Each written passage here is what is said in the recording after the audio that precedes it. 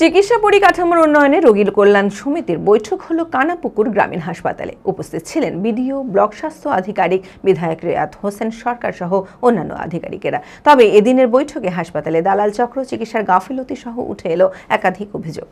মানসিক স্বাস্থ্যের জন্য সবার আগে যে নামটি মনে ভেসে ওঠে, সুস্থ মনের ঠিকানা মনোবীক্ষণ। যোগাযোগ নাম্বার 7477799513। ভগবানগোলা 1 নম্বর ব্লকের রোগীরা চিকিৎসার জন্য নির্ভরশীল কানাপুকুর গ্রামীণ হাসপাতালের উপর। আর এই হাসপাতালে চিকিৎসা পরিকাঠামোর উন্নয়ন নিয়ে বৈঠক হলো রোগী কল্যাণ সমিতির।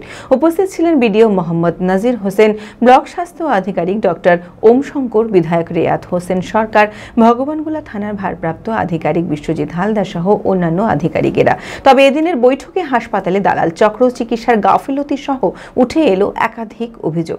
দেখুন, বিষয়টা হচ্ছে যে যদি এখানে কোনো রকমভাবে, আবারও বলছি, যদি কোনো রকমভাবে ইচ্ছাকৃতভাবে ম্যাল প্র্যাকটিস হয়, ঠিক আছে, তাহলে সেইটা আমাদেরকে প্রতিরোধ করতে হবে এবং সবাইকে আমাদেরকে এগিয়ে আসতে হবে। শুধু ডাক্তার বলে না, যারা পেশেন্ট পার্টি আছে এবং সচেতন মানুষও আছে, সবাইকে দেখতে হবে।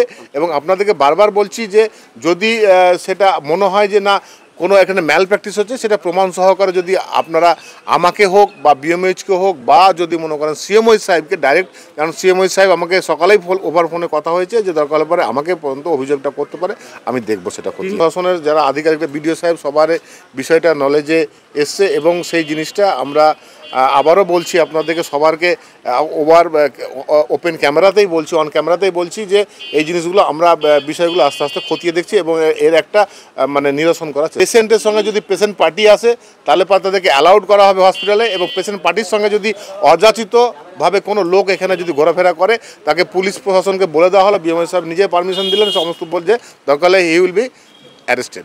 হ্যাঁ, অবশ্যই ব্যবস্থা নেওয়া হবে। এবং দালাল চক্র যেটা হলো ওটাও মানে ওসি সাহেব ছিলেন, উনি বললেন যে আমরা দেখব এবং এটা মানে পেশেন্ট পার্টি যদি না হয় তবে তাকে আমরা প্রয়োজন হলে সেটা প্রমাণ নিয়ে তখন তারপরে স্টেপ নেওয়া হবে।